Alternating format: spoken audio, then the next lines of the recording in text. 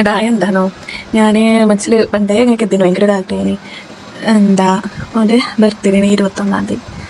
അപ്പോ എന്തോന്നറിയാതെ സർപ്രൈസ് ആയിട്ട് എന്തെങ്കിലും ഒരു ഗിഫ്റ്റ് കൊടുക്കണം എന്നുണ്ടായിരുന്നു. അതിനിപ്പോ എന്താ കൊടുക്കാലോ. ഇതിപ്പോ ചെങ്ങായിന്റെ താത്തിരിക്കും മെസ്സേജ് അയച്ചതാ. നമ്മളോട് ആരെങ്കിലും എന്തെങ്കിലും ഒരു ആഗ്രഹം പറഞ്ഞാൽ നമ്മളെ കൊണ്ട് കയ്യിനാണെങ്കിൽ നടത്തി വെറും ഡയലോഗ് മാത്രം ഇട്ടാ പോരല്ലോ. അങ്ങനെ സർപ്രൈസ് ആയി കൊടുക്കാനുള്ള ഗിഫ്റ്റ് സെറ്റ് ആക്കാനും വേണ്ടിയാണ് ഞാനും വന്നത് നമ്മളെ ചെങ്ങായിന്റെ ഷോപ്പ് കാണാം. ഓന്റെ അടുത്തുനിന്ന് സാധനം വാങ്ങി ഓനോട് യാത്ര പറഞ്ഞാണ്ട് ഞാൻ ഇറങ്ങി. ഗിഫ്റ്റ് കൊടുക്കുമ്പോ ഗിഫ്റ്റിന്റെ രൂപത്തിൽ തന്നെ കൊടുക്കണല്ലോ. അതിന് വേണ്ട സാധനങ്ങളും മറ്റൊക്കെ വാങ്ങി. അങ്ങനെ ഓന്റെ ബർത്ത്ഡേന്റെ ദിവസം എത്തിട്ടോ. ഗിഫ്റ്റ് കണ്ടില്ല, നല്ല അടിപൊളിയായി നല്ല തിളങ്ങണ പേപ്പറിലൊക്കെ ഒട്ടിച്ചാണ് നല്ല ഉസ്താറൊക്കെ വെച്ചു. പിന്നെ നേരെ നമ്മളെ പടക്കുതിരി എടുത്താണ് നേരെ ഓന്റെ ഓഫീസ്. ഇന്നാണെങ്കിൽ തിങ്കളാഴ്ച ദിവസമാണ്, നല്ല തിരക്കുള്ള ദിവസമായി. കാരണം ആ തിരക്കിന്റെ അടിയിലാ ഇത്. എന്താ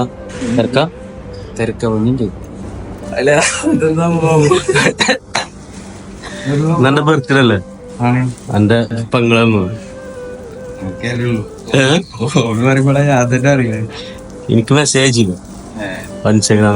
അറിയാതെ എങ്ങനെയും സർപ്രൈസ് കൊടുക്കണം പറഞ്ഞാല് കേട്ടില്ലേ? ഓനക്ക് സർപ്രൈസ് അയക്കണ്. എന്താണ് ഗിഫ്റ്റ് കൊടുത്തതെന്നില്ല അറിയാൻ വേണ്ടിയാണ് ഒന്ന് കമന്റ് ഇട്ടാ മതി ട്ടോ. അപ്പൊ ഇതും ശുഭം.